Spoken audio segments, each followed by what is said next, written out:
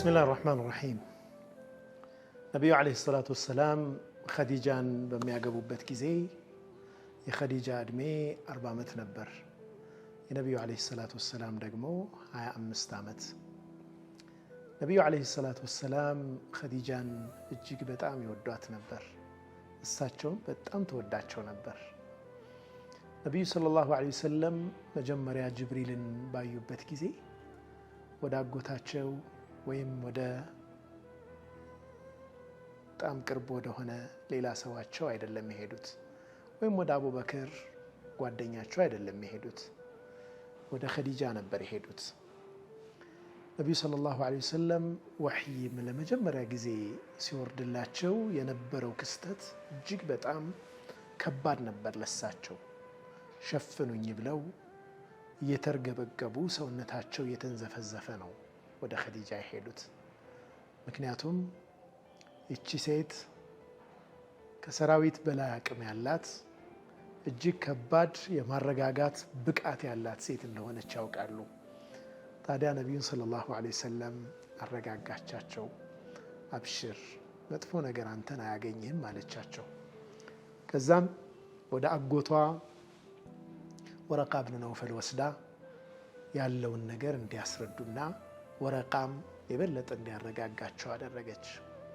ነብዩ ሰለላሁ ዐለይሂ ወሰለም ከሷ ጋር ተቀጥረው የሰሩ የሷን ያክል ሀብት ያልነበራቸው ሰው ናቸው።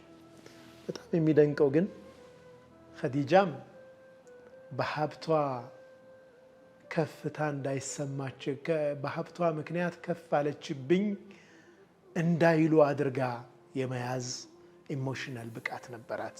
ነብዩም ሰለላሁ ዐለይሂ ወሰለም ለሀብቷ ሲሉ ወደሷ እንዳልቀረቡ እንዲሰማት አድርገው የመያዙን ብቃት ነበራቸው። የእድሜ ልዩነቱም የዛኑ ያክል ነው። ኸዲጃ የ25 ዓመት ወጣት ፍቅር ሰጣቸዋለች። ነብዩም ሰለላሁ ዐለይሂ ወሰለም የ40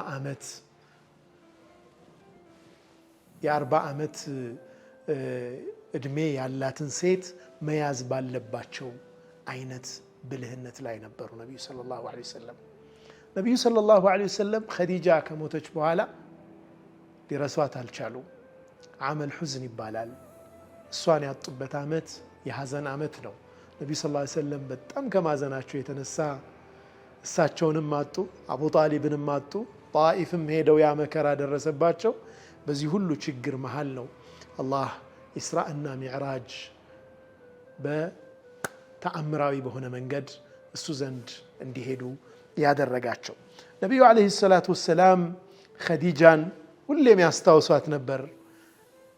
ትልልቅ አዛውንቶች ወደ እሳቸው ቤት ሲመጡም ሃኡላኢ ሱወይሒባቱ ኸዲጃ፣ የኸዲጃ ጓደኞች እኮ መጡ ብለው ነብዩ ሰለላሁ ዐለይሂ ወሰለም የ80 ዓመት አዛውንቶች በሚመጡበት ጊዜ እሳቸው የ60 ዓመት ጎልማሳ ሆነው ከፍ ያሉ አዛውንቶች የኸዲጃ ጓደኞች ሲመጡ ነብዩ ሰለላሁ ዐለይሂ ወሰለም ጋቢያቸውን አንጥፈው ይቀበሏቸው ነበር። እናታችን አይሻም ረዲየላሁ ዐንሃ በጣም ትገረም ነበር።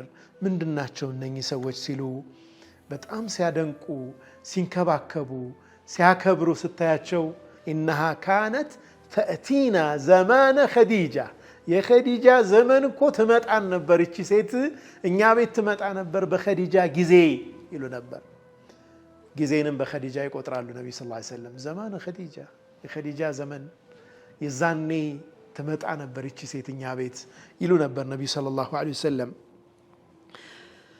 ፍየል ወይም በግ በሚታረድበት ጊዜ አነስ ብን ማሊክ ረዲየላሁ ዐንሁ እንደዘገቡልን اذهبوا به إلى بيت فلانة فإنها كانت تحب خديجة، ودقل بيت وزدولاتهن ننسقا خديجان تود نبر إلى النبي صلى الله عليه وسلم. يا الله، خديجان بتشا يدلم النبي صلى الله عليه وسلم يميودت، خديجان يميودتن يميودو نبر عليه الصلاة والسلام. يا خديجة وداجوتشنم يحسبو نبر عليه الصلاة والسلام. خديجان وفاء ለሷ ያላቸውን ክብር እሷ ከሞተች ከዓመታትም በኋላ ያንጸባርቁ ነበር ነብዩ ሰለላሁ ዐለይሂ ወሰለም። እውነተኛ ወንድነት ይሄው ነው። እውነተኛ ወንድነት ፍቅርን አለመግለጽ አይደለም። እውነተኛ ወንድነት ኃይለኝነት አይደለም። ነቢዩ ሰለላሁ ዐለይሂ ወሰለም የወንዶች ወንድ ነበሩ፣ ጀግና ነበሩ። ግን ደግሞ በፍቅር ደግሞ ታች ወርደው ለሚስቶቻቸው የዛ አይነት ፍቅርን ያሳዩ ነበር። ብዙዎቻችን እንሳሳታለን፣ እንደ ድክመት እንቆጥራለን። ማፍቀርን፣ ዝቅ ማለትን፣ ራስን መስጠትን ከወንድነት ተጻራሪ አድርገን እናስባለን። ግን እውነተኛ ወንድነት ጠንከር በሚባልበት ቦታ ላይ ጠንከር ማለት፣ ቤት ውስጥ ደግሞ ያ አይነት የፍቅር ሀያት መምራት ነው። ሴት ልጅ በኃይለኝነት አትገዛም። ሴት ልጅ በፍቅር ነው የምትገዛው። ፍቅር በሰጠናቸው ቁጥር ሴቶች የበለጠ ለኛ ይቀርባሉ። ኃይለኛ በሆንባቸው ቁጥር ከኛ ይርቃሉ። ይህ ተፈጥሯዊ ነው። ሴቶች ብቻ ስለሆኑ ሳይሆን ማንኛውም ሰው ወለው ኩንተ ፈዘን ገሊዘል ቀልቢ ለንፈዱ ሚን ሐውሊክ ነው ያላቸው ነቢዩን ሰለላሁ ዐለይሂ ወሰለም። አላሁ ስብሓነሁ ወተዓላ አንተ ኃይለኛ ደረቅ ብትሆን ኖሮ ከዙሪያ ብትን ይሉ ነበር፣ ሰሓቦች አይቀርቡም ነበር። ወሕይ እየወረደላቸው ብዙ ተአምር አላህ ስብሓነሁ ወተዓላ እያሳያቸው ኃይለኛ ብትሆን ኖሮ በዙሪያ አይሰባሰቡም ነበር ይላቸዋል። እኛ ደግሞ ትንሽ ኃይለኝነት ይበቀናል ሰዎችን ከኛ ለማራቅ።